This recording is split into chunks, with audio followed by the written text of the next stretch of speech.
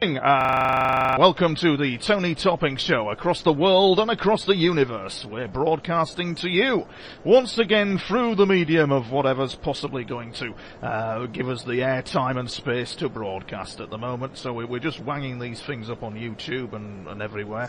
And we've got some very unusual guests in the studio, and we've been having a long chat with them regarding their experiences of UFO researchers, regarding their experiences of UFOs and abduction, and they have been on quite a few radio programs. The thing is that I'm going in blind with them, as if I don't know them and as if their story has not been told before, because I understand they may have some information that's not been told before. But we thought the objective of our mission, our interview this evening with Chad and Alta, would be to direct people and have a chat about what the UFO community isn't actually really looking at. Because what appears to be happening is there are lots of you out there who are having experiences with UFO contact, with intelligences, with, strange goings on, but you don't appear to be getting answers. And Alta was telling me before we went on air of a horror story of what happened to her with a well-known researcher who we will not go into, who she went to her in all honesty to try and find out what was going on with her, what was going on with Alta, that is, and left with a shocker. It was a real shocker what happened to her with a so-called mainstream researcher. It shocked me as well. Well, no, it didn't. It didn't for the reasons that the UFO research community doesn't touch me with a barge pole, really. I'm not on Project Camelot. You won't see me probably up there with MUFON. You won't see me with some of the major organisations, because I'm a lone wolf, and I am known as the lone wolf of the UFO research community. Anyway, the story goes something like this. Chad and Alta live in America. I got the impression, but they'll probably correct me if I'm wrong, that there's something to do with the Navajo Indians and that kind of thing, but I might be wrong on that. Not only that, basically for the UK listeners, what's happened is, in a nutshell, is that they have wandered to the corner shop to get a pint of milk or whatever they were going to get, and were abducted by a UFO. And if we notice a few weeks back on the UK channel, Channel 4, Confessions of an Alien Abductee, one young lady with the beehive hairstyle clearly indicated that a UFO came in over the roof, and she was abducted in some way. It happens. It goes on. It's not something that isn't that isn't happening, because it is, and people are trying to find answers. And I've listened to half an hour of Chad and Alta, who are, before we've even gone to air, who are struggling to find answers as to what has happened to them. And so we thought that you, the listener, would join us on this journey as we try and piece together what would be classed as probably the alien abduction phenomena, the fact that UFO research, and probably what is written about on the internet about UFO interaction and interaction with the intelligences behind them, appear to bear no resemblance whatsoever to Chad and Alta's experiences, or even my experiences. I had an experience the other day. Won't go into details because it's not about me, it's about the guests. It bears no resemblance to what we're told. Interaction with them bears no resemblance to what we're told. Either it's one great big psychological operation, or something is going on and we're trying to get to the bottom of it. Right, I've rambled for 3 minutes. Chad and Alta from the US, good evening to the Tony Topping Show. Good evening, Tony. Thank you for having us. You're all right. Now Thank hello. You remained silent, Chad, in the half an hour chat we were having, and now you've suddenly told us all about. I want you to tell us more about what happened to you. What I'm intrigued about, Chad, is the fact that you have some fascinating steam train photos on your Facebook page. Is that something you're into? Because I was quite blown away with it. Is it steam trains that you're into? Actually, they're diesel engines, locomotives. Yep. Yeah. It's what my father's into. It's his business, and we go around and dismantle and service and fix locomotives. Good stuff. Have you repaired the odd UFO? No. Yeah, if you go to Ladakh in India, there's a garage repair shop just down the road from some village somewhere. They're repairing UFOs at the moment. A true story. But anyway, on a serious note, this is you have been through the mill with your situation. And I think what we probably need to do is just go into the early days, I think, leading up to the corner shop incident. I've seen the photo of it as well. It's a very nice corner shop, isn't it? Very pretty and attractive location. But anyway, so how did it all begin for you both then? Where did this all start? Go ahead. Well, we've had high strangeness, in our early lives, both Alta and I. And what brought us together was a very strange incident. I'll kind of let Alta go into that story and pass this to her. Over to you, Alta. So it's 1990, and it's Valentine's Day, and I was 33 years old at the time, never married, no children. I'm told that I'm born on a reservation in Arizona. It's actually the San Carlos Apache Reservation, but I'm of Nez Perce and Blackfoot blood mixed with Scottish and French. Chad is born and raised in Arkansas for the most part. He's 10 years younger than I am. I'm working in the medical profession at the time in a job I really disliked. It was a new job, and I just was very unhappy. The short story on this, it was Valentine's Day. I wasn't dating anybody, and I was just in a real sour mood, and a guy that I worked with asked me about hooking me up with a blind date, and I made it clear to this guy I wasn't interested in a blind date, but I was curious. And next thing I know, this guy makes this phone call and talks to this guy on the phone, describing me, so on and so forth. The person he's talking to says he's interested, very interested, but he can't because he has to work that night. I leave the job that day in a worse mood than I started off, and I did something very out of character. This is extremely out of character for me, and that would be drive myself to a bar to have a drink. I didn't drink and drive at all. On this day, I decided I was temporarily staying at my mom's house, and I'd been living out of state. I hadn't been back very long. My mom's in a neighborhood that's a suburb and residential and so on and so forth. It wasn't a neighborhood I knew that well. I go home, I change my clothes, 5-ish after work, get in my car, and then I get very nervous about where am I going to go? What am I doing? Where am I going to go? I end up stopping at a little place not far from where my mom lived. I'm here to say to this day, I'm not sure that place really exists. Can't prove it at the moment, but just telling you that this is the residual fact afterwards. This little place is tiny, and it looks like a little Irish pub. It's tiny. And what I mean by tiny is when I pulled in, I walk inside, and it looks old and shabby. When I go inside, there's just a bar, an old bar, a pool table, and a couple stools. Old lady comes from around the corner that made me feel comfortable immediately, like a grandma. Rosy-cheeked, curly white hair, gave me a beer. I asked for a beer. At the same time that she hands me that beer on the bar, the door opens up, and these two guys that I'm trying to give the shorter version, I am absolutely convinced were not all human, if human at all. What did they look like, Alta? They were perfect. They were my ideal of perfection, male perfection. One was very blonde and one was very blonde, and one was very dark-haired. They were. I've had the luxury of traveling in my life overseas, and these gentlemen were dressed extremely exquisite in terms of very expensive-looking clothing, casual but expensive. They were as out of character as my behavior. The blonde had on what appeared to be a very expensive leather bomber jacket. The other gentlemen, as I said, they're just both well dressed.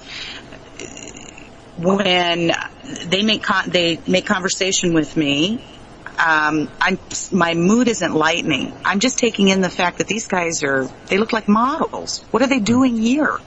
It was just too weird. Next thing I know, I think I must have said, "What are you doing? Where are you from?" Kind of whatever. I don't even remember. I just know I wasn't my normal friendly self. The blonde indicated that he was the pilot for the dark-haired man's private plane. That was just too bizarre to hear it because there was no airport around. So, did they have did he have the Starship parked in the car park then? You know, I mean, the parking lot was barely big enough for my car. I can't make this stuff up. I wish I could. No, my imagination is not this good. No. But I will tell you this, and this has never been easy to admit, but it is my truth, and that's all that I'm able to offer you is, you know, my truth. As ridiculous as I sound, I don't have memory. The memory is gone from leaving one location to the next. But these gentlemen asked me to play pool. I began shooting pool with them, or one of them, and in that course of that conversation, I'm not even taking drinks. I don't even remember them drinking. What I do remember... What year was that again, Alta? Sorry, what year was that, may I ask? 1990. 1990, that's fine. You carry on. Yeah, that's fine. 1990, right. Valentine's Day. Valentine's Day. Valentine's Day, 1990. Yeah. Right. Okay, so the next thing I know, they want to go somewhere else. They asked me, was there any place else in this city more lively? And again, my mood's not changing too much. I'm barely polite, which is real strange for me. Usually I'm real polite. So I just remember taking note of that. I've never lost memory of the fact that I just wasn't in a good mood at all. This is where I lose memory completely. I have no memory of leaving that location and going to the next location. But the next location is a sports bar, a huge sports bar in the middle of the city. This was in Arkansas, Little Rock, Arkansas. At the time, I think about 400,000, 500,000 people. So it's not New York City, but it's not, you know, a farm town. What was crazy about this sports bar is I had never been there before. Never been there. But this is where I chose. Next thing I know, I'm at that location with these men on the telephone calling my girlfriend who lived up the street, who was single as well, seeing if she was home, that she would come and join us. She happened to be home. She didn't have a date. Didn't take her long at all. I told her these guys were gorgeous. She jumps in her car. She's over there. And I leave her with these guys and go to the other side of this sports bar. I completely remove myself from everyone. Again, this is very out of character for me. I spend the next couple of hours sitting up at the bar by myself, falling in a fouler mood, of just getting darker and darker mood. Before midnight on Valentine's, before Valentine's is over, guy walks up to me and asks me essentially to play pinball. I hate pinball. I started to be real nasty. But by the time I got up to his face with my eyes, because I started at his feet and started working my way up, he was skinny and I wasn't real fat, but I knew I could take him if he was a problem. And so as my head goes up, you know, his body, and I'm thinking ill, I look in his face, and he's got this sweet little face, and so I got over myself. We went and go play pinball. We find out we were that blind date that didn't happen, that happened anyway. What's real crazy about this is Chad, who, you know, this guy had tried to arrange me with earlier in the afternoon. Chad had just gotten off from work. He worked in an oyster bar at the time. He had just gotten off work, and a bunch of him and the guys were wanting to do something after work, so he just came along with these guys. He had never been to this location before either, this sports bar. So what we've got so far is two men who completely stand out of place, a missing time situation from one location to the other, followed by you meeting Chad, or what appears to you be bumping into Chad, which obviously is not a coincidence. Then we got that so far. Perfect. Yeah. Do you have any children? No children, and this is the reason why. I was about to get to that real quick. And here comes the elephant in the room, listeners. Go on. There it is.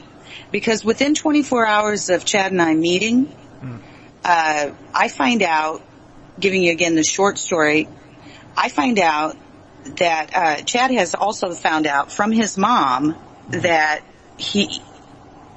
her father, his mother's father, who had already passed on, I never met him. The world knew him as George. His birth name is Alta. My name. His last name is Duncan. That's my mother's last name. So now it's time for good God. Not only did I think good God inside of myself when I heard this, I flipped effing out inside. I cannot explain anything. I can only tell you what I experienced, and I was so internally afraid. Mm-hmm. I knew right then and there somebody had control over me that I didn't seem to have any control over, and I didn't like it. Mm. I disappeared for 3 months. Chad could not find me. Chad worked diligently, from my understanding, to try to find me. In those 3 months, what happened to you in terms of high strangeness in those 3 months when you disappeared off the radar? That's interesting, Tony. I don't remember ever being asked that, and I can tell you on a personal level, falling apart. I was falling apart. I was very lost. I was lost. My mother, who was my only family, her and I were disintegrating on a personal having a personal relationship. I had tremendous mystery in my past, and I just felt like the walls were caving in on me. And did you feel you were being tracked or monitored in any way, shape or form, or did you just feel you were off radar and nothing was really going on? Oh no, and the tracked and followed and watched pretty much all my life. There was nothing new about that feeling. That was a feeling that created a lot of chaos for me internally throughout my life. No memories. I have no memories before the age of about 9 at all. There's no memory. So, and then my first memories are strange anyhow. So that sense of being watched all my life, absolutely all my life. And so in that period of 3 months, you were obviously off radar, and you have no memory then of what happened in that 3 months in terms of the links to these two men and the intelligence they may represent. Then absolutely. I mean, it's nothing. No. In fact, as I'm sitting here, struggling right now to pull memory forward, it's not there. No. I was going to lead up, actually. Of course. I was going to lead up to say that in some cases, with people who've experienced high strangeness at a very high level, there'll be some areas that span years where nothing happens, or may has happened, but you can't remember, and that happens quite often with people, doesn't it? So that all makes sense to me. I was just intrigued. Really, just to piece together the link between you disappearing off radar and did you have any high strangeness. But in a lot of cases, some people can't remember it. So anyway, back to what you're talking about, Alta. So you're free. You're in a state with yourself. You've met Chad. You've gone off radar. Chad can't find you. Please carry on and tell us what's happening now. Okay, so essentially 3 months later, we had a mutual girlfriend, one that I had worked with in the past, and she knew Chad as well, separately from me, from the oyster bar that he worked in. It was a real trendy little oyster bar, and so it was a place that she obviously spent, plenty of time at. I had never gone to this place before, so to find out that she knew Chad was interesting, just for the sake of her knowing him. The fact that she identified him as friend was even stranger to me. She and I are the same age. As I said, I'm 10 years older than Chad, so he at the time is just 23. And neither one of us had children, had never been married before. She makes it clear to me when I saw her, she says, and this is how it went down, she said, Chad, it's quite boring, but this is how it triggered me. She said, Chad's looking for you. And I essentially said, well, is he looking for me or is he looking for me? And she made it clear to me that he was intent on trying to find me. And something switched in me extremely quickly. It was, as I've said, it's like a switch was switched on. And then I was determined nothing would stop me from finding him. And that was just creepy, because that made no sense either. So, in short order, I found Chad and we came back together. So this is all in 1990. And made a declaration to each other at that point. Well, that's enough of, staying away from each other. let's try to move on with this. And the one thing I told him very clearly in the beginning of the relationship is that I never intended to have children, ever. And that seemed to be just fine with him. And, I found that interestingly cooperative but strange. And so to this day, we're 23 years this month and still no children. Thank goodness. There's been no provocation by any force for you to have children then, or anything like that. There's been no kind of strange provocation going on for you to do that then. It's just been straight all the way down the line that you're quite happy not having any kids.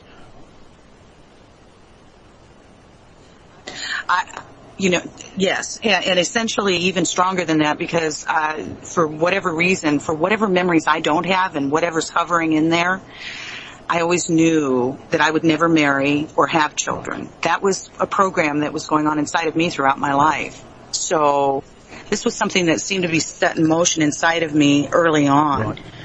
Right. I'd never counted on the marriage, certainly never counted on it, but always knew, and mainly for the fact, especially when we found out that his grandfather and I share that share the same identical name. That just too frightening for me. It felt too incestuous, to be quite honest with you. Right. That's very interesting. That's very interesting indeed, that they normally the theme with them in some cases is normally about children, and it is interesting to note that has not happened with you. So we can tick that off the box, that's not the reason why you're having what you're having. So that's very interesting. So anyway, Parry, please tell us more also. Yeah. So you chat the grandfather. We married a year later, and essentially, I'm going to move us ahead now to 1995. We're now in 1995, just moving to Louisiana. We chose, at the time when we first moved to Louisiana in 95, to live in a community just outside of Hammond, Louisiana. It's a small university town, and I'm going to hand the phone and have him describe to you what happened to us there. And that's essentially where things really started changing as far as UFOs and so on, and outer space and so on. Right. Well, what had happened is had happened was we were going into town for dinner for the evening. It was not quite dark, but getting there, getting on into the evening. We came around a group of trees there on the right-hand side of the road. And when we came around the group of trees, there's a big shopping center there. It's what we have, it's a Walmart.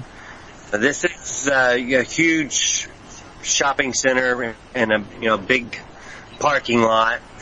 And we look up in the sky, and there's this craft. And it's huge. It's bigger than the shopping center and the parking lot combined. I kind of look up at it. Alta looks up at it. She turns, looks to me. I look at her, and it's as if we both said, "Okay, if we don't look at it, it won't see us." Okay, pretend it's not there and they won't notice us, kind of thing. Yes. Yeah, we went on about our business, drove on to our destination, had dinner, never spoke about it, never saying, what the heck was that or anything. It was just, got up the next morning, there was a write-up in the newspaper about it. So we knew we weren't crazy. When was that, Chancellor? When was the write-up in the newspaper on it? That was 1995. That was in 95. And what was the location, sorry? Hammond, Louisiana. Hammond. It's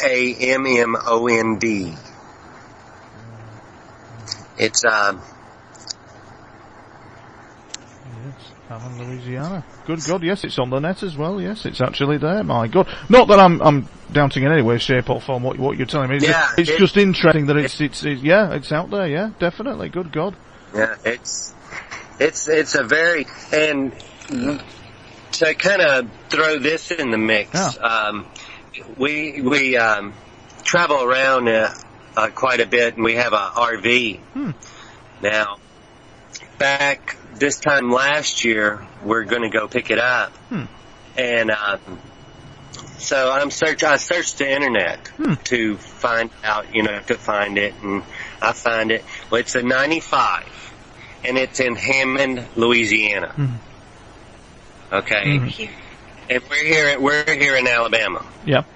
By this time, this was just last year. Yep. So we're like, wow, this is when we saw our craft was in 95 in Hammond. So we were like, wow, this is just really weird. Yep.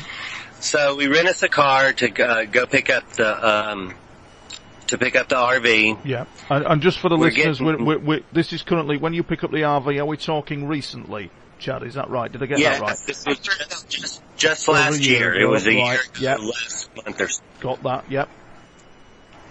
We're driving through Mississippi, and to sees it before I. This was about 2 in the afternoon, and what I see is this crazy flash, almost like something winked out of the sky or folded into the sky. Right, yes. Now I was driving, so she saw a little bit more of the craft. She saw 2 layers, rectangle. She actually saw the craft. I just saw it kind of wink out of the sky or fold into the sky. So anyway, back in 95, to the story about 95, this craft, again, was huge. It was kind of rectangle, but it was shorter or in triosceles, where it's wider in the back and smaller in the front, moving very, very, very slow. It was almost like it was just kind of floating there. Yeah, as they do. And this is in 95, yes? That's in 95. Yeah. Yeah, and we're leading up to the corner shop incident. Is that correct? We're on collision course with the corner shop. Right. Yeah, so right after that, probably within a month or so, we moved to New Orleans, which was just across the river. Yes. And I'm gonna let Alta kind of go into that. Okay, he's pointing at me. It's my turn. He's brilliant to give me those perfect hand signals and eye signals, like, take it, Alta. So we move into it's actually the French Quarter. We move to the perimeter of the French Quarter, the outskirts of it. The French Quarter is its own world within itself. It's expensive. It's I call it mystical madness. It's a very powerful community, energies, and if you do not know how to navigate those energies, it will eat you alive. And Chad and I were just excited enough and naive enough and so on. We knew this is where we were supposed to be. So we were not financially prepared for the cost. We ended up renting an apartment above a voodoo temple. In fact, not only a voodoo temple, but I couldn't do that. I couldn't do that to you, Tony, not you. No, I couldn't make this up. It's my flabbergasting. After all you've been through, reaction, you end up renting something above a voodoo temple. It's unbelievable. Carry on. Unbelievable. Unbelievable. Not only was it a voodoo temple, but it's the voodoo temple where all the movies are made when they need something voodoo, hoodoo, or what have you. Chad and I, he's given me permission to speak for him in this regards. We are, as I often say, we're lovers, not fighters. We come in peace, each to their own. We're not seeking. We're just trying to live. We discover very quickly that the voodoo priestess, this is a building that was built in the 1600s or 1700s. It is got a ginormous iron gate blocking the back of it to the public. It has a huge courtyard. It had slave quarters that were converted into small apartments, efficiency apartments. And then the voodoo priestess had her own quarters also in the courtyard. It had chickens, a chicken coop, because they were sacrificed, just like you see in the movies. I couldn't believe what we were in the midst of. All in the French Quarter, and nobody really knows this kind of life exists there. First thing we discover is we don't know nothing about voodoo, but I'm raised a traditional, even though I'm of mixed blood, my mother, and even though I'm raised all over the country and sometimes different parts of the world, my mom always made sure that I knew about my native blood. I have regalia, and I'm considered a native traditional dancer. I've done this all my life, and so anyhow, well, I actually stopped when my mother passed, but basically raised within the traditions, the culture.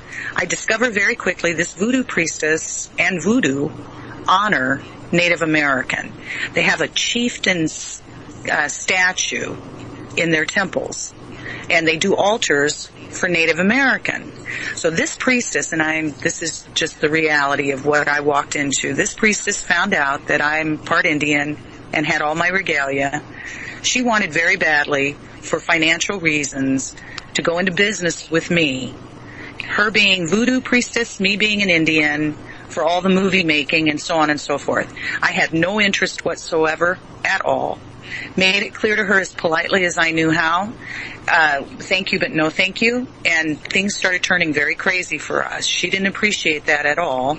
And it started feeling very hairy where we were living. Because when you mess with people's money, you're in trouble. And I essentially, made it clear to her this was not my interest. High strangeness is what I call all of this, everything. And the high strangeness, if it wasn't crazy enough to see that ginormous craft right before we moved there, we just opened up a door and stepped right in. It started brewing around us. The voodoo priest was from Belize. He was the real deal, who had transplanted himself to New Orleans long ago. And he had met this woman that then went on to become the priestess. She's originally from Chicago. She learned all his secrets. And then right before we moved there, we discovered he had died. We never physically met him, but we certainly encountered him in non-physical form on many occasions.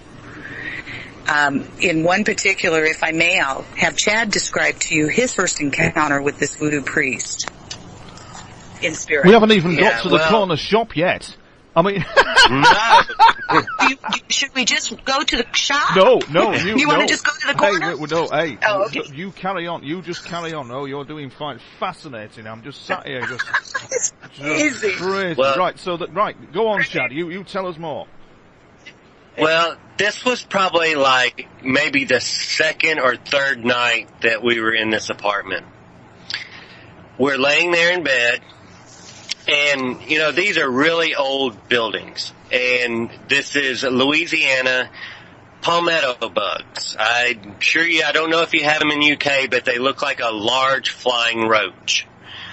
You don't have to be dirty to have them. But anyway, throughout the night, it felt like this was crawling across my chest. So I would kind of wake up and scratch. And this was in the exact same spot every time. And this must have happened 4, 5, 6 times throughout the night. I get up the next morning, I had dug a couple of layers of meat, of skin, off my chest.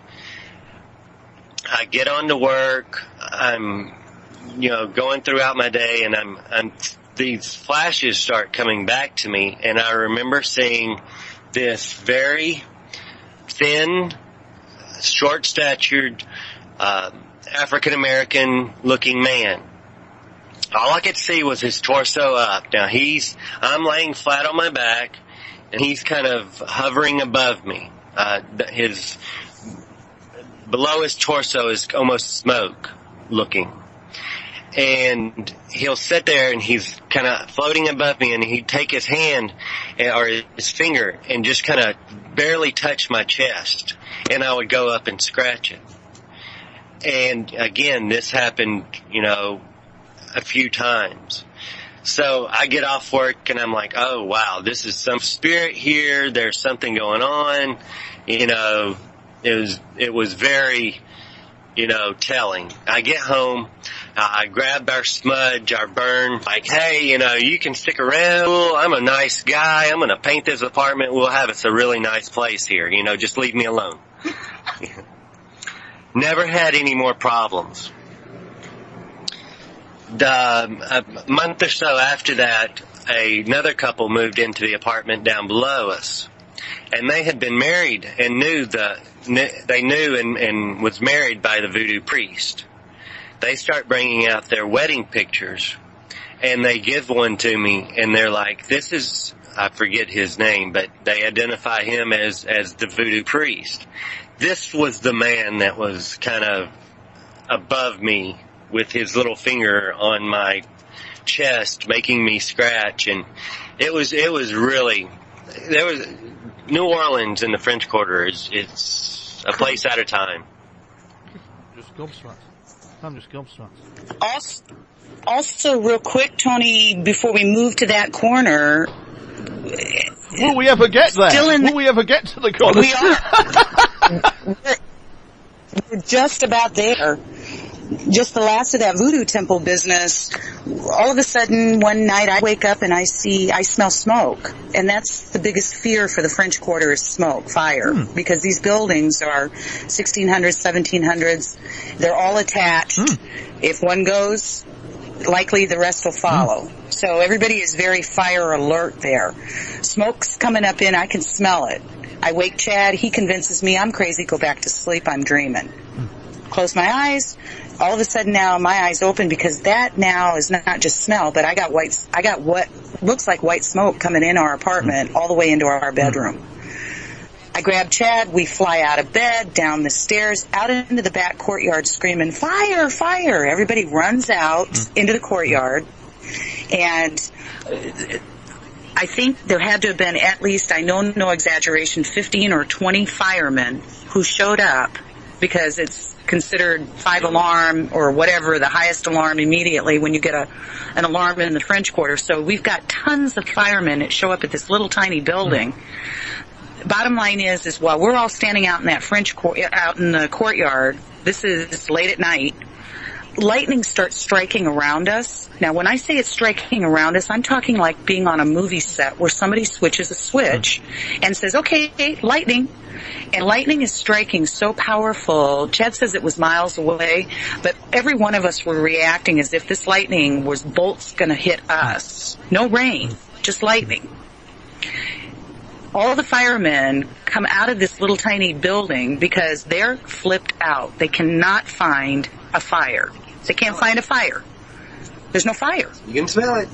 You hear Chad, you can smell it, and there's tons of smoke and all kinds of smoke damage, no fire. Well, they want to get out of there as quickly as they can. They don't want to be there either. It's a voodoo temple. So, bottom line is, we got this mysterious insanity going on in this voodoo temple environment, on top of, just off of seeing this ginormous craft for the first time in our lives. The ghosty stuff is amping up. I have an experience that this set us, and this is, now we're going to get to that corner, Tony. I have an experience while Chad's at work one day. I'm in the apartment by myself. I have a girlfriend come over. We're going to have drinks. I don't remember having drinks. I just remember her going to sleep on my daybed in my living room. I had a big dog, a Rottweiler Doberman. My best friend, her name Neffy, short for Nefertiti. Neffy went to sleep also. And she wasn't drunk either. I go off into the bedroom. I'm thinking, well, this is weird. I'll just go in the other room and let her take a nap, wait for her to wake up. And in the midst of that, I then go through some kind of insane experience, which was, I'm still in my apartment, but that apartment looked like it was back in the 1600s or 1700s. It was shabby. It was filthy. It didn't look at all like what Chad and I we had painted it up and made it very pretty. Didn't look anything like that. There were three beings, three women, standing in front of me that were a few feet away from me. They were women of color. They had on shabby dresses. Their hair was crazy, wild, looking like it had never been touched. And I was convinced in the experience that these were slaves. They extended their arms to me. They were the most joyous little beings I'd ever been around in my life. Let's just clarify for the listeners. Just to clarify, we're not looking at human beings here. We're looking at beings that are not human. Is that what you're saying? They looked human, but they were not. But they were not. Got you? Okay. If they were, then they were a physical manifestation of ghost in a full, complete bodied. But I'll just finish this very quickly for you, and I'll leave it to interpretation. These three women, while I'm standing there facing them, they're reaching out and they keep saying, "Just let us touch you. We just want to touch you, Alta." And they called me by name. In the moment, my logic, I think I've got some logic, and I think I'm looking at dead slaves. In that same moment, as I'm getting ready to touch them, all of a sudden there's another being right behind me. Only this one is up against my back almost. She's that close. And I know she's a she because I pivoted around, and when I pivoted around, a veiled woman was nose to nose to me. She was my height. I thought I was in the presence of what people might call the Virgin Mary. She never said that. She never identified herself in that form in any way. Just going on to the fact that she was veiled and looked like people's impressions of the Virgin Mary. She opened up her arms. She asked. She didn't say. She just opened her arms, her robed arms, indicating she was going to hug me. I leaned in and I fell in. I fell into eternity when I fell into her. As I fell into her, it was a hug I don't know how to find words for. She whispered in my ear in a tone I cannot duplicate, and she said, "Alta, you must get stable." Those were her words.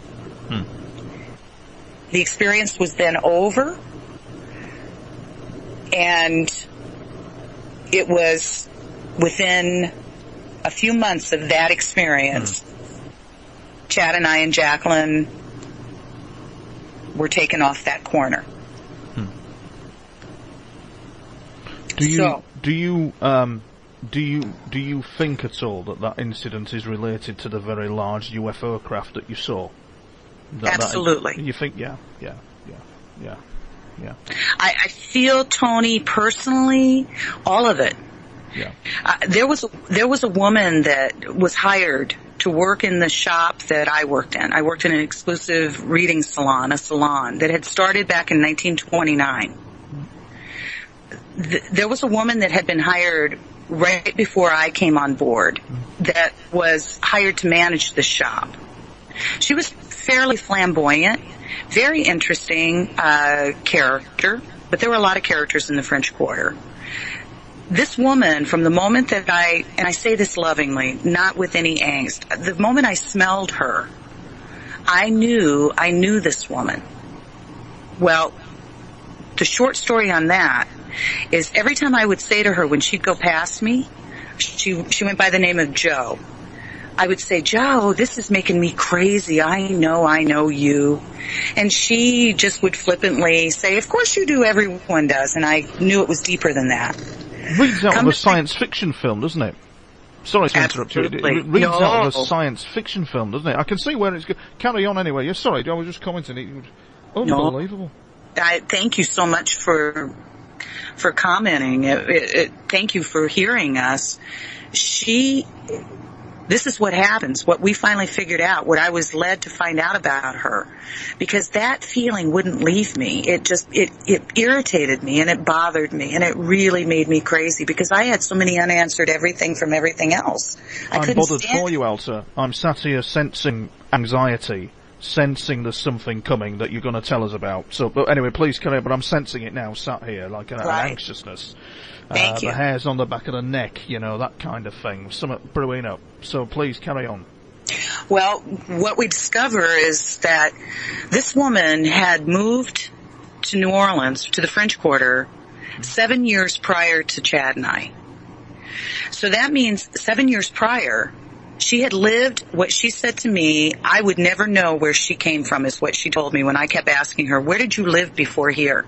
Oh, you'd never heard of it. And finally I just said, well, try me. Well, come to find out, this was a little teeny tiny population, 700 people in the mountains of Virginia. A tiny little town in the mountains of Virginia. I just told you, population around 700 people. This woman had been married to the founding fathers of this community. Her last name was all over this town. Every time you turned around, the library, the Elks clubs, the stores, the, boys club, all had this woman's last name. So what we discovered is that this woman was, in fact, married to the founding father of this community up in the mountains of Virginia that Chad and I spent about a year in before we moved to Louisiana. So there was no way this woman and I physically could have ever known each other on a physical level. Not possible. She was 7 years removed before Chad and I went to that little community. When I discovered this tripped me off inside, like when I discovered Chad's grandfather and I shared the same identical name. So it frightened me, to be quite honest with you. It frightened me. Because again, these are more pieces of the puzzle of me knowing somebody's got control over me that I don't understand. Yeah. She then was used, that's my language, she was used to make sure that Chad and I got out of that voodoo temple and moved us right up in the heart of the French Quarter in one of the most elaborate, beautiful homes, apartments, a townhouse that was unbelievably, it was furnished and it looked like something straight out of a castle, out of your territory. And it was just unbelievable. This woman was responsible for managing this building that this location was in.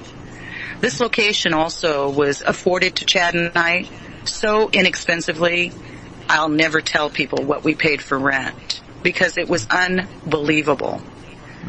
I'm becoming, as I said, I'm very aware something is going on, and we're just riding it because it was moving us into a beautiful, but it was, a gilded cage. So now Chad and I have moved into this exquisite apartment. We're only a couple blocks away from the shop I worked in. The shop I work in, my point, Tony, I know I'm jumping around, I'm sorry, but my whole point has been, there's no doubt to me people have been used, if they are humans, they have been used to play a game with Chad and I, or... Are they humans or are they interlopers from a parallel universe? Right. Who are coming in as humans and are in fact actually humans, but are in fact from a parallel universe, a separate timeline. Because what is interesting in all this is what I'm listening to is there's normally a trigger event. There's normally something you and Chad or you will have done that will trigger. It never happens just randomly.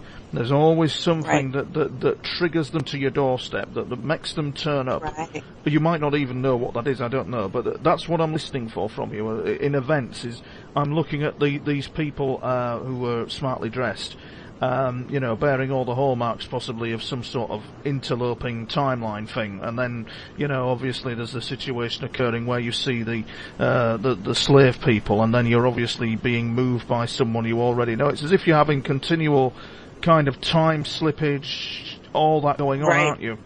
Right, absolutely. Time travelers, maybe? Time traveling interaction? That has certainly been what I have been leaning towards more so than ever. This woman, I will share something I've never said publicly because, again, I just feel sometimes so ridiculous repeating this, but I find it also quite amazing, all of it, just so amazing and infuriating.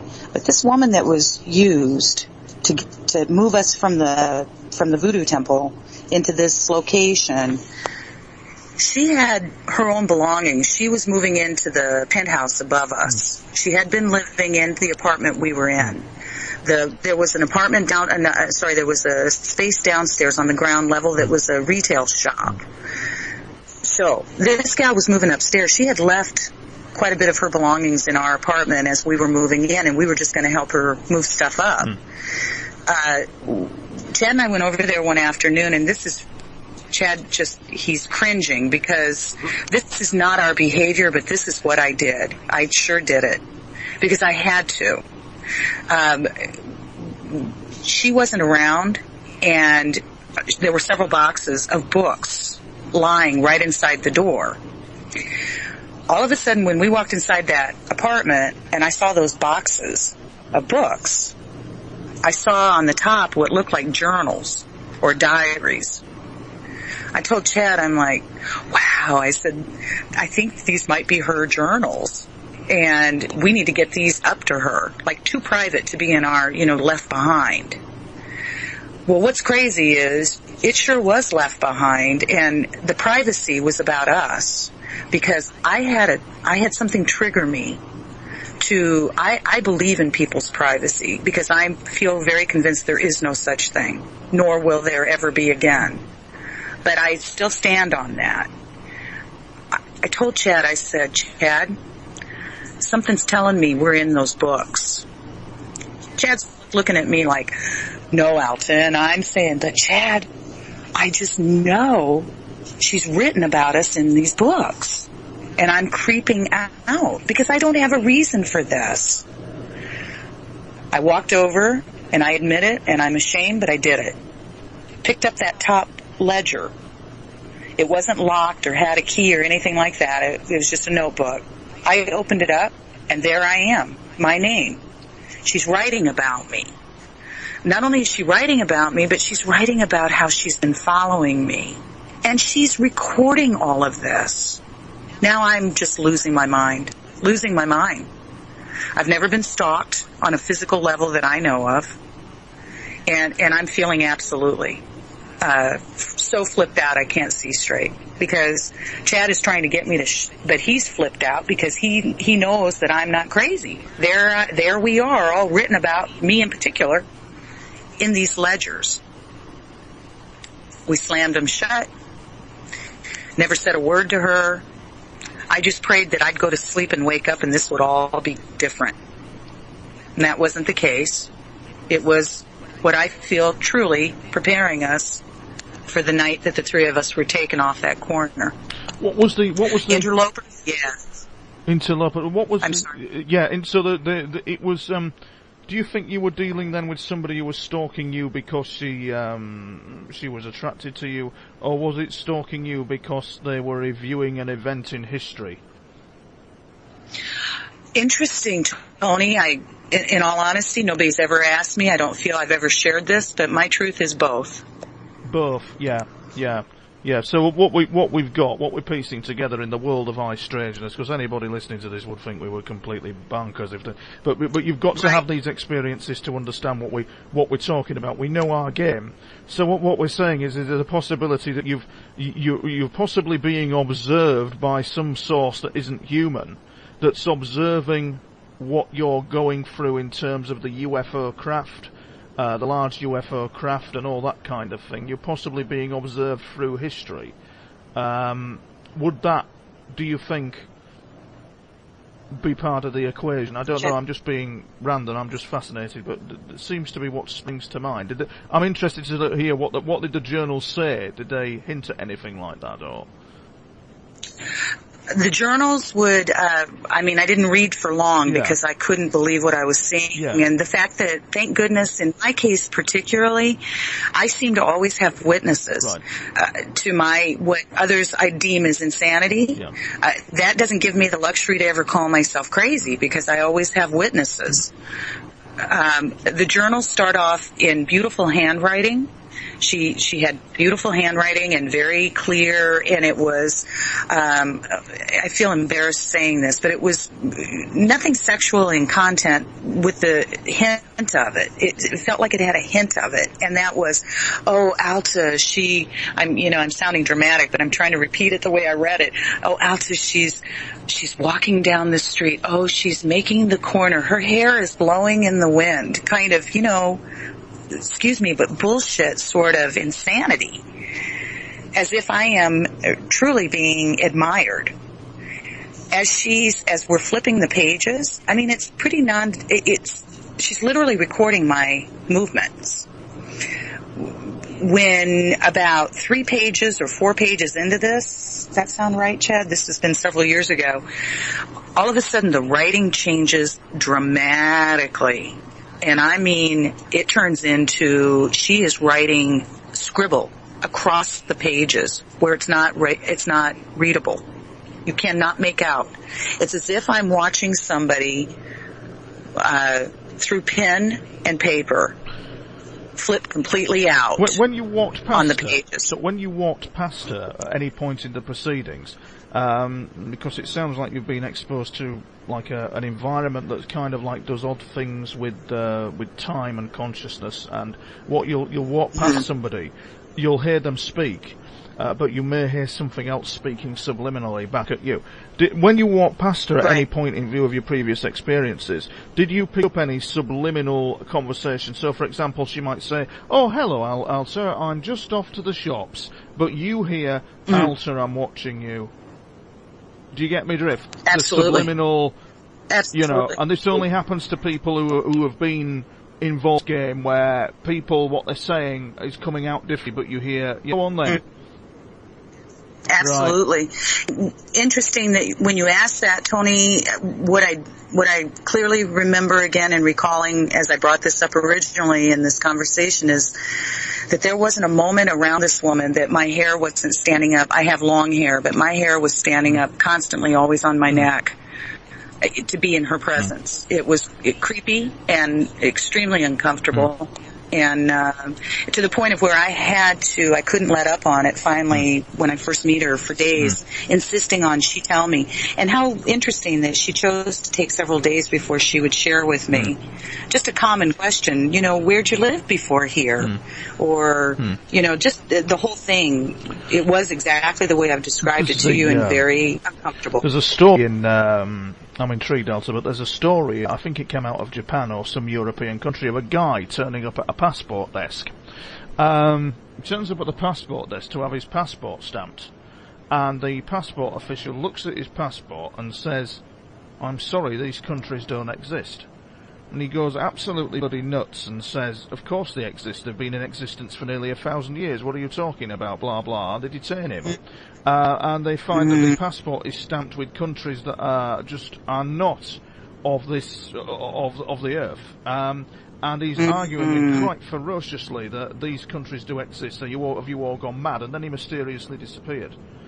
Is that the kind of thing you feel from this person who was observing you and writing things down, that might have been possibly where she came from, maybe? Or I'm intrigued. I'm just intrigued. I don't know whether it would be right or wrong, really. I honestly don't even know how to respond about her. I know that she was used. You're being observed, though, aren't you? You're definitely being observed, and they're aware of the event that's going to happen, I think, before even you've had the event happen, I think, is what I'm picking up.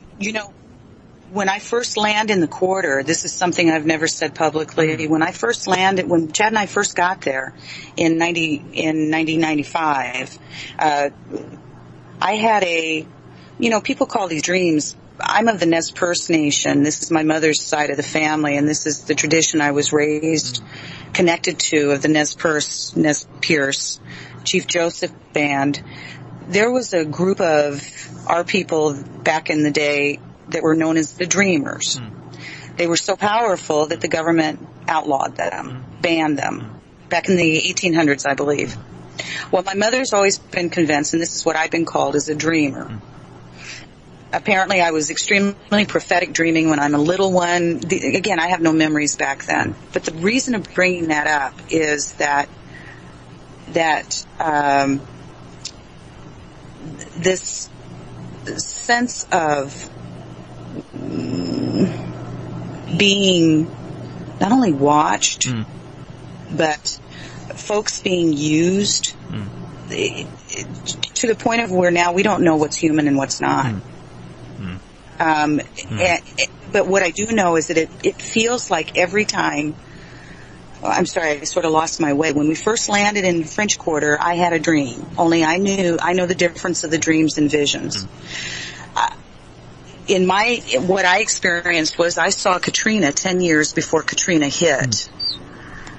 I came out of the experience, and a little girl that she was in her 20s at the time that worked in a shop I worked in, she actually recorded every bit of this experience because she took me serious when I said, this isn't a dream. This is coming. This will happen. There will be military tanks that will be moving about in the streets of the French Quarter. Now, that's unheard of. The French Quarter is not big enough for military tanks. But that's exactly what happened 10 years later. So these kinds of experiences were constantly happening to me. I assume, Alta, that maybe with Chad as well, I assume that these experiences of sudden precognition into the future will still be happening to you. I would think they do continue. Yeah, absolutely. Yeah, they will. It's part of the territory. Yeah. Right. When this business with Katrina, I was actually acting as observer, and this is what's happened with me about several of these, where I'm just observer and witnessing all of this and can do nothing about it, can't stop it, not to be involved. My take on this, Tony, if we don't even go any further with this conversation, is something is happening each time Chad and I are about to have a major change of life, events. In the physical form, something will manifest, and to me, they're harbingers. I've been seeing this as harbingers. At some level in the conversation, at some level in the conversation that we're having, you know what's happening to you. Which I said before we went on air, we always seem to, I include me in this, we always seem to know what's happening to us, but yet the right hand is aware, the left hand isn't. And that seems to be what the lay of the land is with it. At some level, we know what's happening to us, but we can't seem to, at another level, we seem to be blind to it. And I'm trying to find, the trigger event that may have triggered all this off for you. It's the conversation has probably gone into realms that may have not been come across before in any form of radio interview like this, because we're living in the 21st century. We've seen the territory, haven't we? We know the lay of the land, and the events that you see from precognition will happen, and it all pins down, Alta, may I just say, it all pins down to the interaction you had with the UFO. Because when you're put back in this dimension, there's all kinds of time issues, all kinds of issues that happen where your consciousness may not quite be the same and perceives the world very, very differently.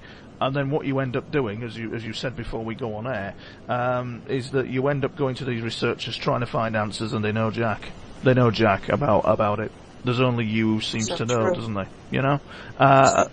So true, isn't it? And they seem to know jack, and it's if we're, as Carla Turner said, it is as if we, as a species, individuals like yourself and Chad, and, I'll put me in the equation, somebody else, it's as if we're being adjusted as a function of design, as a function of biological design to handle this reality that's coming at us. It's as if we're being adjusted, like man could walk and run and talk. It's the same design principle. It's a higher intelligence that's driving all this. And some of us have access to it. We're not aware of it. But you're holding, Alta, both you and Chad, are holding a deck of cards in this situation that is probably, the winning hand. But they're not going to tell you. They're not going to tell you. Right. And this is the thing with them. They're not going to tell you that you're holding the deck of cards. They're not going to give any hints. Right. You can't see the deck of cards that you've got. You're in the controlling position.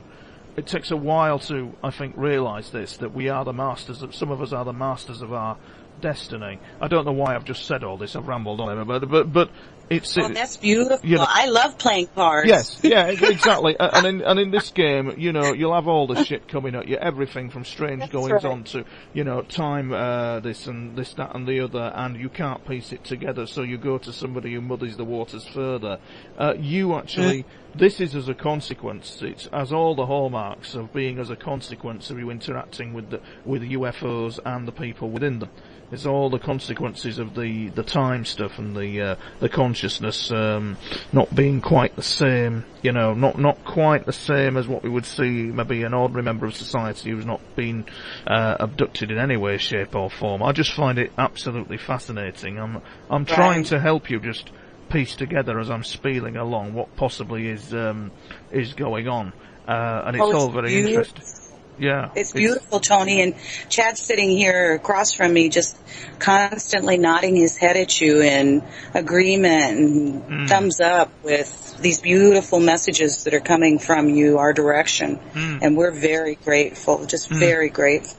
You see, if you take yourself out of the equation as well, that as I said before we went on air, it's an unusual thinking dynamic, and somehow it alters the interaction with what's going on with the high strange environment. If you suddenly step back and go, I'm not involved in it, you start to clearly observe what's going on, because your mind is creating signal from noise. It's creating a lot of noise. Oh, you know, they've interacted with me. Oh, I'm special. Oh, I'm special. Oh, I must tell this person. I must tell them. As soon as you step back from that and realise that you're not involved, you see it all very differently. And that was interesting. In the UK on Channel 4, they had a programme called Confessions of an Alien Abductee. And the three of them were going through hell. And the major media cooped them up and made them look stupid. Well, no, they didn't make them look stupid. They just did they did an observation of them with the camera, which did make them actually look stupid. But in a couple of occasions, had they just stepped back from themselves and just silently observed without any involvement, they'd have started to get answers as to why and what was going on with them. And that's where it seems to all, you know, go wrong. We haven't even got to the shop yet. Is this where we're heading for with the shop? We'll get there eventually. We've still not got there yet, have we? Yeah. Oh. Well, okay, so I'll get us to that shop now. Okay. If you're ready, we're ready. Okay, well what we've got is the woman, what we've got is the woman who you feel has been watching you, who's written journals about you. I'm coming out with some real high strange X-Files stuff is that what it appears? Maybe not, maybe is. From that point, it would then lead us to the shop. From that point, lead the listener to the shop. So what's happening between that point to the shop? Take us there. Okay, so we're in the shop. This is where this woman and I work that wrote these journals. Chad and I move into this grand apartment, and life goes on, so to speak. We're not there very long. I'm about to have my 40th birthday. Now, Chad often tells folks this. I'll fill in what he usually says to people, because I don't even really remember saying this all this time, but Chad says that Alta would always carry on about being excited about turning 40. And like Chad would say, you know, most girls aren't usually excited about turning 40, but I had an unnatural excitement about it. And I would often, anybody that would hear me, I would say, I'm turning 40 and I know something big is going to happen. So these were my words, essentially. Am I correct, Chad? Because I kind of blanked that out. So anyhow, I'm about to turn 40 in that shop. And so what's going to happen and what did happen is my mom is in Arkansas. She's in very poor health, and she wants to relocate and live with Chad and I in the French Quarter. We pre-rented her a mother-in-law cottage behind our townhouse in our courtyard. They had little apartments. We pre-rented her a mother-in-law cottage, and she was coming and essentially using my birthday as the jump-off point to come and kind of surprise me and move and be with us so that we could look after her look after us, and life goes on. That was not meant to happen. On my 40th birthday is when my mom died. She didn't get out of the city in Arkansas. She never wanted to die there, and everything my mom asked for didn't happen, such as don't let me die in this city, don't ever let me be put on machines. Her Native American, she wasn't considered a Native American elder in the city, so everything that my mom stood for politically and what was right and so on and so forth, I consider this part of all of this experience. She was highly respected, but in her deathbed, there was no respect. They kept her on machines. They wouldn't listen to me. So essentially, my mom dies on my birthday, to the minute I'm born. That really darkened me internally to the depth of where I didn't think I could come out of it. Chad and I took care of my mom's business in Little Rock. We got back to the French Quarter. I threw myself into work. What events of, while all this is going on, and it all seems on a very practical level, what's happening on the high strangeness front as all this kind of routine engagement, in the day-to-day drudgery of life and the storms that it throws at you? What's happening on the high strange front then? One of them in particular is we bring my mom's telephone home with us. This was the phone my mom was using when she was calling for help when she died. I couldn't part from it, so we brought it home to our home, hooked it up into that apartment, and the moment that phone got hooked up into our apartment, it started having conversations all by itself. And what I mean by that is when I picked that receiver up, there would be people talking. I could not understand a thing coming out of their mouths. These were languages, and I'm fairly studied. I don't know anything or everything and probably know nothing. But these were not languages I could wrap my brain around. I have a very good ear for sound and linguistics, and no. So high strangeness began immediately. And it began with my mom's phone. Chad, the phone company. Here, Chad, you know more about the phone. You dealt with the phone people. Yeah, I called the phone company. They had no reason. Because, I mean, you would... It would happen all the time. Sometimes you just pick up the phone to call somebody, and you'd hear these conversations, and the telephone company had no explanation for it. They actually, Chad just handed me back the phone. They actually, the phone company indicated they sent people out to, repair people, so on and so forth. Phone company basically indicated maybe it's haunted. They actually said these words.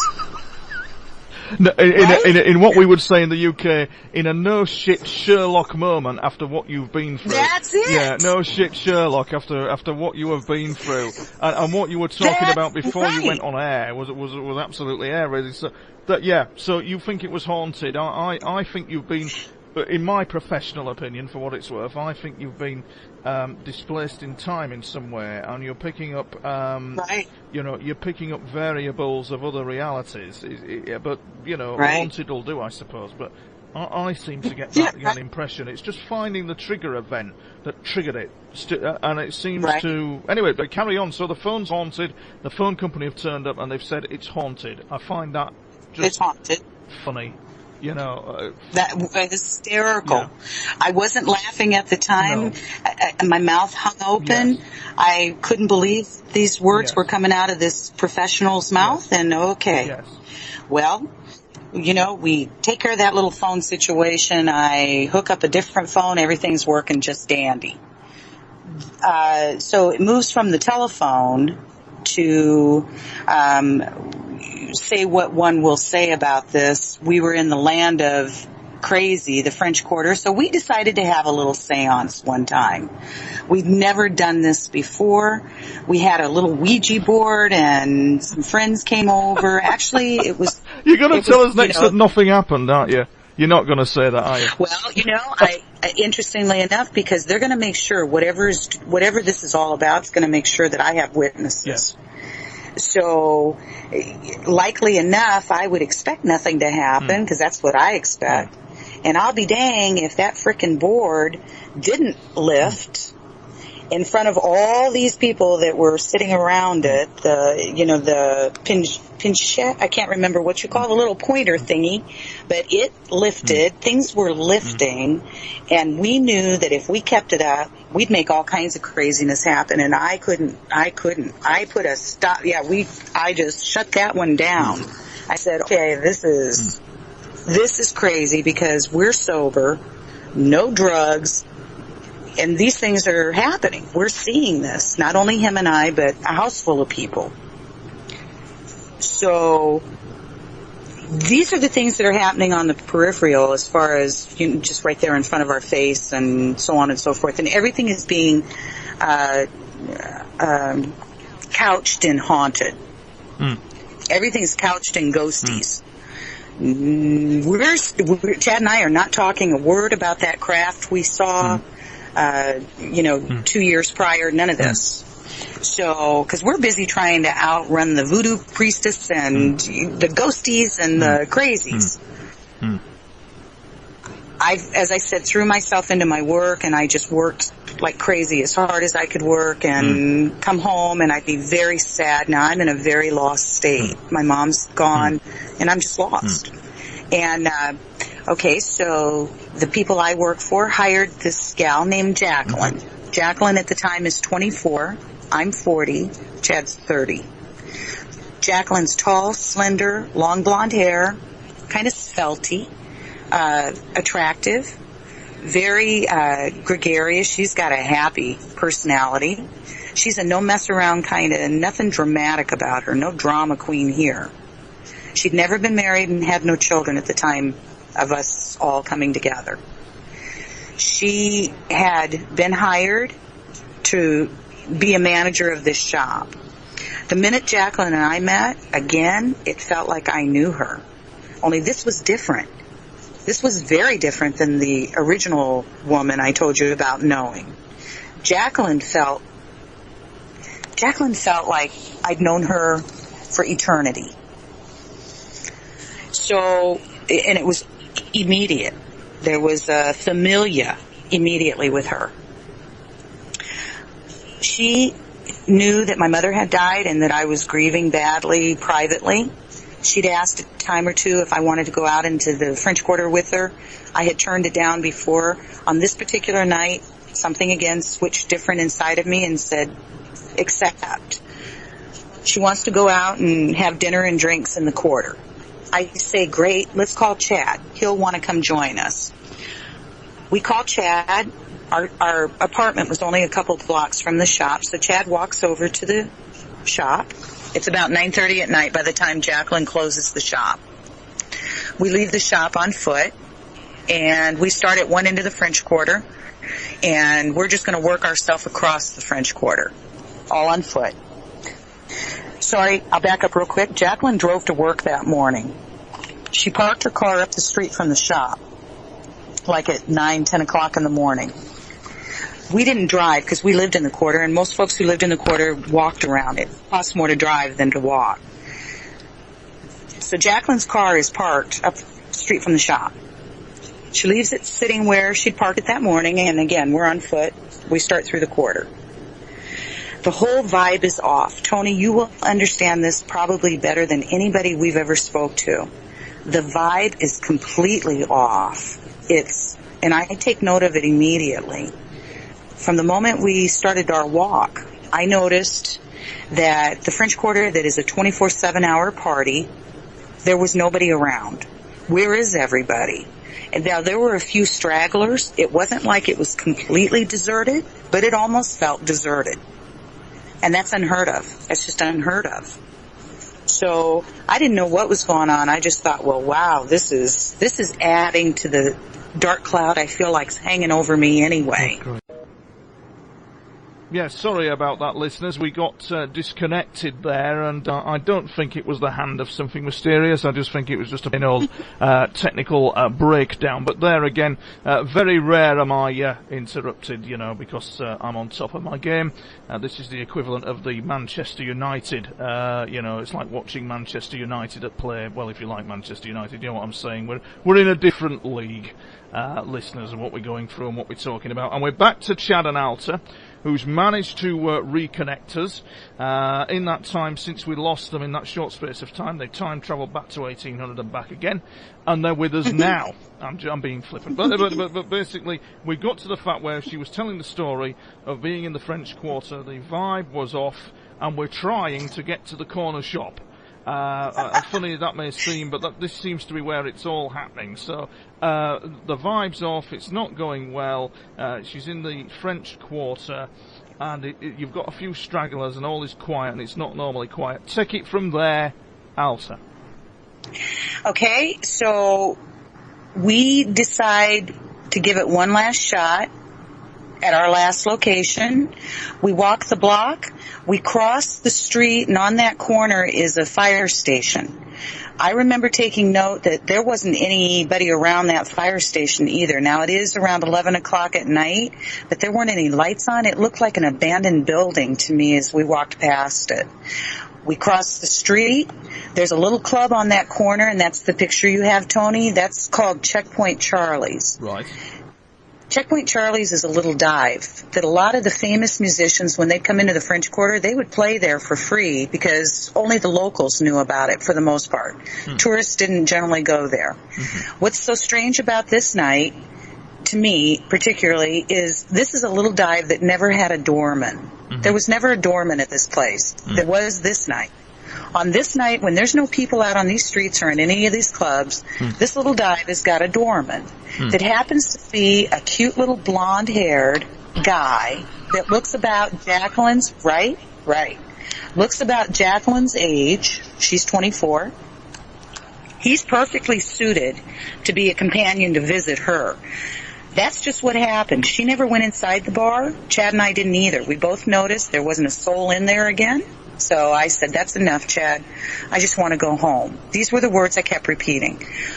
Chad and I walked down the side of the building. There was a stoop. We went down there to give Jacqueline a minute to visit with her new friend. She never went inside the bar either. Last thing I remember, it's around 11 o'clock. And the next thing I know, it's the next day. And I'm coming to, not waking up, coming to sitting up in my living room, rubbing my arms. If I may, I'll have Chad now describe to you, because of time-wise and so on, Tony, you'll guide us, but Chad has had regression. Chad has an account through that regression that seems to possibly explain what happened to him and maybe what happened to Jacqueline, but I'm not in the picture. I'm nowhere in any of his regression. I'm the only one that supposedly, because who knows what's really going on inside of Chad and Jacqueline, but I'm the only one out of the three of us that came back out of that experience with memory. My memory is of the in-between experience. I have no memory of coming off that corner, and I have no memory of being returned home.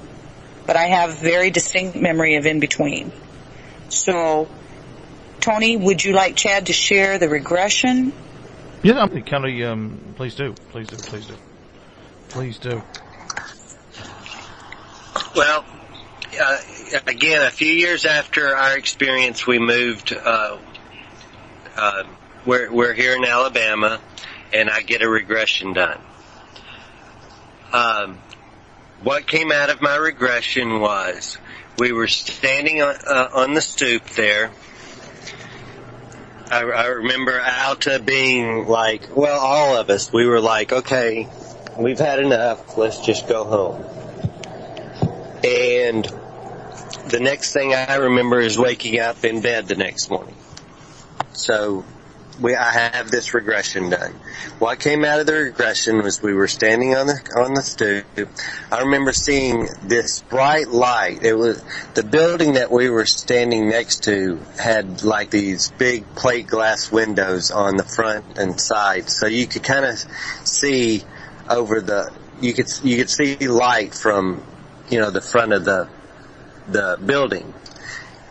It's very bright white light. So the three of us walk around the corner, and we see this orb, or I see this orb. It's probably about 12 foot in diameter, and it's probably about 15 foot off the ground.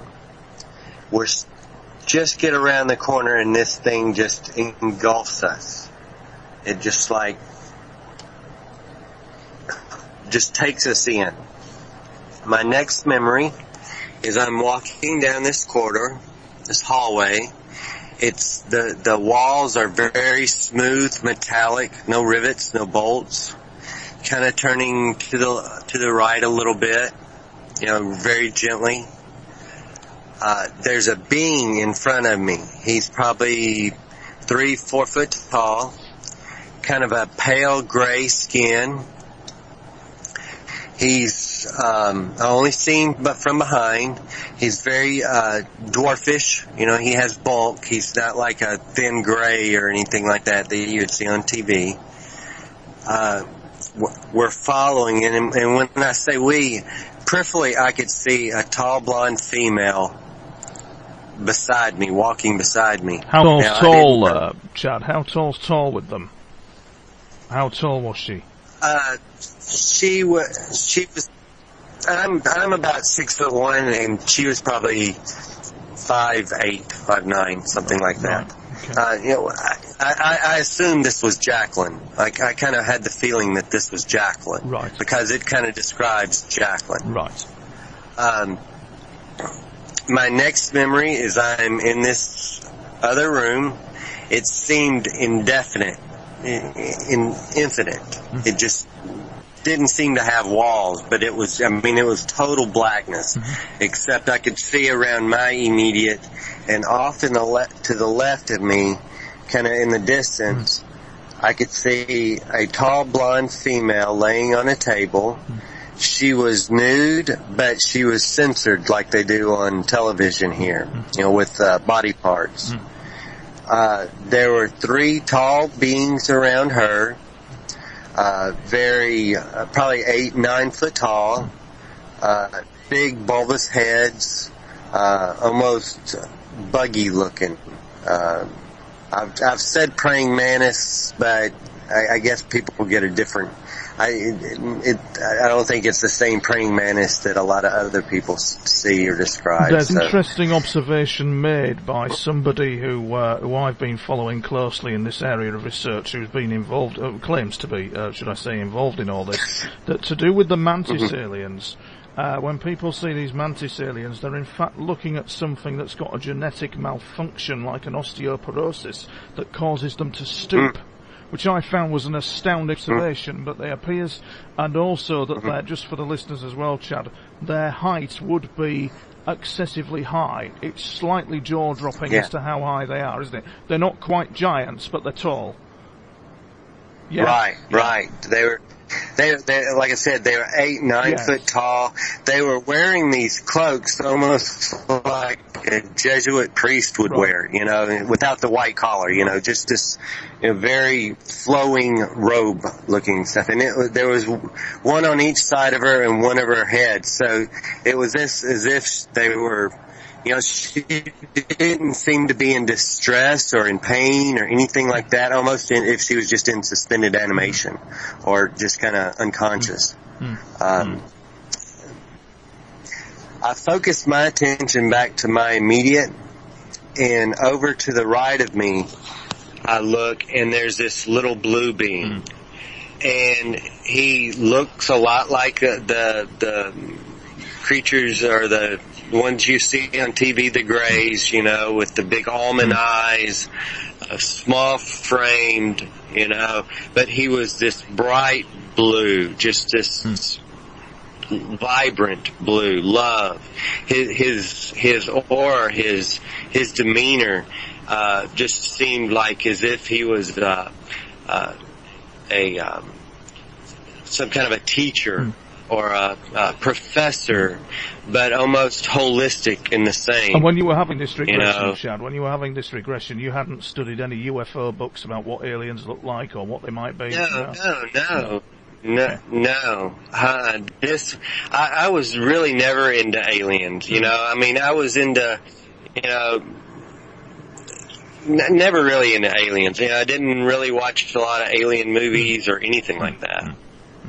So, and again, this was back a few years back before, it really got popular too. Right, I get you. We're at the table. You've observed this. This tall blonde female who's on the table in a form of censorship, and we're looking at the guy who's displaying kind of like loving energy to you. Yeah. Yeah, he's so. And he goes over and he picks up this box, and he has it in his left hand, or I'm sorry, he had it in his right hand. He takes his left hand and puts it into the side of the box. And when he pulls his hand back out, there's this blue, kind of blobbish looking stuff. And it was blue, just the same color as he is. It was kind of undulating freely above his hand. It had little sparkly stuff in it, like glitter or whatever. He sets the box down, and he takes his right hand and he puts it up almost like a Buddhist priest, or the way they depict Jesus in some old photos and pictures and stuff. He only had 4 digits, so he had like 2 fingers up and 2 fingers down. And when he did that, this blue blob stuff kind of starts spinning. And the faster it spun, the blueness and the sparkles kind of dissipated out of it and was just kind of free floating around it, almost rotating around it. It started slowing down, and it kind of just got to where it was just, barely spinning, and it had turned into this double-pointed pyramid crystal, almost, like a quartz crystal. I remember kind of thinking to him, why are you showing this to me? I'm not a scientist. I'm not an engineer. Why are you, this is something very important. Why are you showing this to me? And he told me that I would know in time, or when it's time. My next memory, I'm in this other room. It has only 3 walls, 2 very straight and 1 kind of concave. There's this big overstuffed leather chair in the middle of the room. I look at it and I'm thinking, wow, that's out of place. It looks comfortable, but it's not. So I focus my attention back onto the wall that's kind of concave, and I walk over closer to it, maybe 5-6 foot away.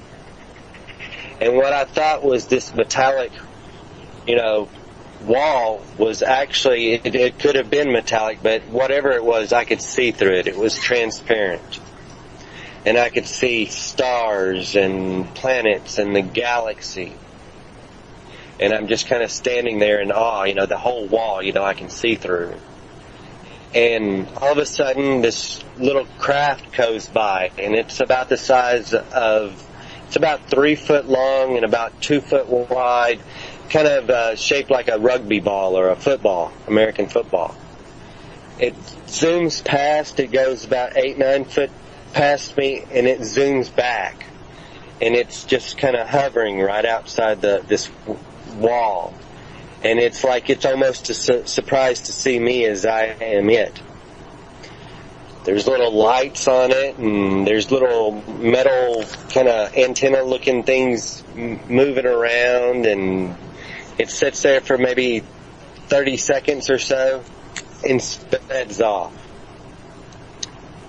And my next memory is waking up in bed the next morning.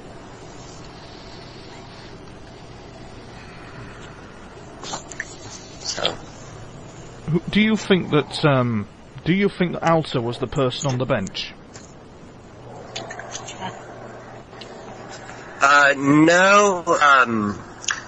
She was a lot taller, thinner, long blonde hair. It's back to that. It's back to that thing of, her. back to that scenario of removing yourself out of the equation. Is that right. I'm being. I'm asking the question: do you think that Alta was the person on the table, and is Alta currently? Is that who she really is, and is that why she's having these experiences? Do you think? Well, again, this describes our friend Jacqueline. Right. It's Jacqueline, yeah?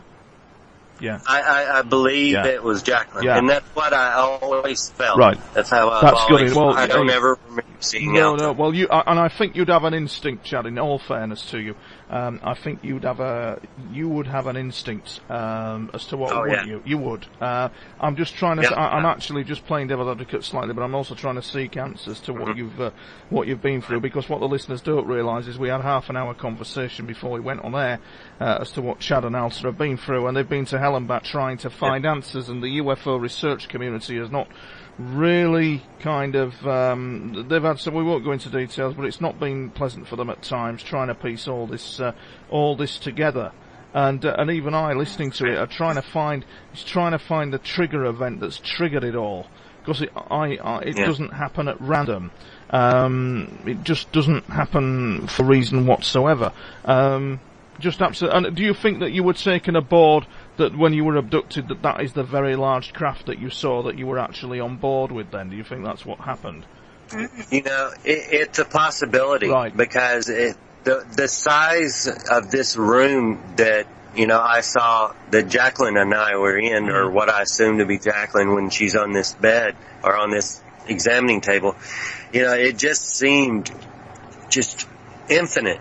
Like there were no walls, right. You know, right. It was just so, and this craft that we saw was just so huge. It was just, you know, it was like a floating city, you know, it was just so big. And just for the listeners, Chad, what year are you in when this happened again? Just to clarify, when this happened to you, the abduction? This was in 97. 1997. 97, that's when my experiences started in earnest in 97, all hell broke loose.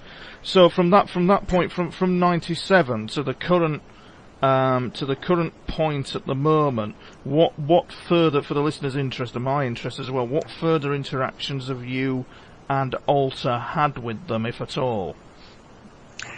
Well, now, Alta when she came to that next morning, she has memory of that night. Right. Our friend Jacqueline, she has no memory of that night. Right. From 11 o'clock that night till around 3-ish that morning. So she's got around a 3 or 4 hour missing time. Now, my stepmom and my dad go down to Cancun for the millennium, to celebrate the millennium in 2000 down in Cancun, Mexico.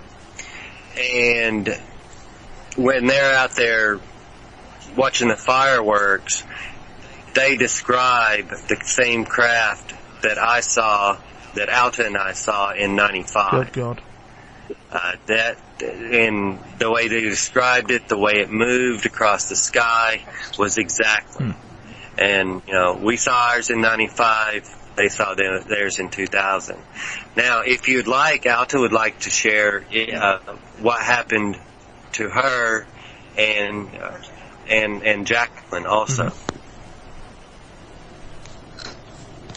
Tony, is it okay to share with you about Jacqueline? Yes, that's absolutely fine. So, thank you. Jacqueline has given us permission to speak on her behalf, and she's also given us this in writing. What happens to Jacqueline is she remembers 11 o'clock like Chad and I, and the next thing she knows, it's around 3 in the morning. She's now been put back behind the steering wheel of her moving car. Her car is moving slowly, but it is moving. May I just ask, on the moving car issue, has anybody approached her about the moving car and asked her questions about it? Has anybody approached you? Nobody has. Not that I'm aware of at all. No, nobody's taken it away for it to be looked at, or no inquiry to you has been made about it? Nothing like that, no. Her car, she hit a parked car. Right. And knocked off her rear view mirror, which is what jolted her too. Yeah. Right. And no, there's never been any investigation of any kind that I'm aware of. She still got the car? No. No, she's still not, and she sold it to somebody. No, she doesn't have the car, but she does have a child. She doesn't have the car, but she has the child. I'm not sure how much time we have, but I'm trying to let you guide us. Yeah, that's fine. But it's unraveling, isn't it? There is a child situation going on, isn't there? But lots of tentacles. Yeah, there is, isn't there? There's lots of stuff going on. But sorry, back on track. Jacqueline, and we're reading out on her behalf her side of events, aren't we? I just find it fascinating what's going on here. Carry on, Alta. So we're talking about Jacqueline now, your friend. Right, So Jacqueline, the car is moving, hits a parked car, knocks off rear view mirror, jolts her too. She then, however one cares to interpret it, the car seems to be driving itself to a house that was a boyfriend of hers that she had recently broken up with. This was a guy she dated very briefly. I call him Dark Boy. He was quite adorable, but he was her opposite. Long dark hair. He seemed to have a darkness about him as well. Quite cute. She's tall, light, long blonde hair, right? So she had broken up with him just, I don't know, but not long before this happened to the three of us. She tells us that when she broke up with this guy, she does it on her porch in daylight. She says that essentially right in front of her face, they are very close in proximity to each other. She said that this guy turned into a wolf head, a wolf. Mm-hmm. Now, I've never heard her speak like this. Mm-hmm. I come from a native world where I don't question a lot, but I'm somebody who almost has to see something to understand it. Mm-hmm. I've never experienced shape-shifting in that I'm aware of. Mm-hmm. So have her tell me that he turned into a wolf. This is how she said it. She said he turned into a wolf. Mm-hmm. She said she turned her head away, looked back, and he did it a second time. So he was flipping, she said, that fast. She said when he did it the second time, her words were, I'll clean the language up a little, Tony, but she said, you turned into an effing wolf.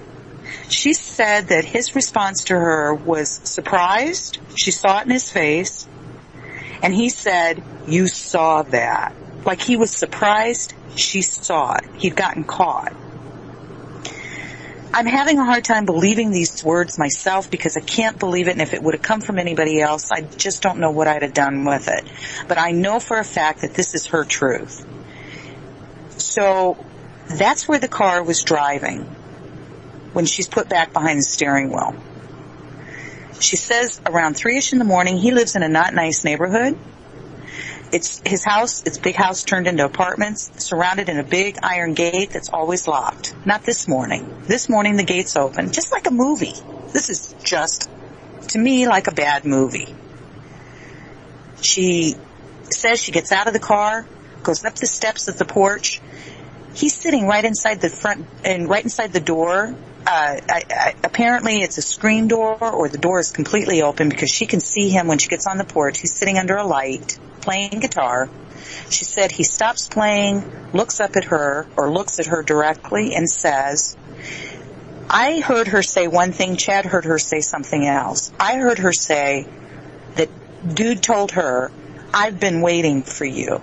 Chad heard her say that the guy said, we've been waiting for you.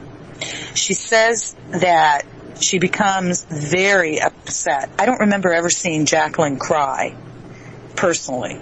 So to hear her describe that she's falling apart, I know she's telling me her truth. She becomes extremely emotional. She says, dude walks her into a room, lays her down. She says she hysterically cries herself to sleep. She said that her eyes pop open, or opens up, and she looks around and realizes where she's at. There's been no sexual nothing. She's completely dressed, what have you. But she said she realizes where she's at. She said she got the F out of there as fast as she could, and she never looked back. Within a few months of us being taken, she's pregnant.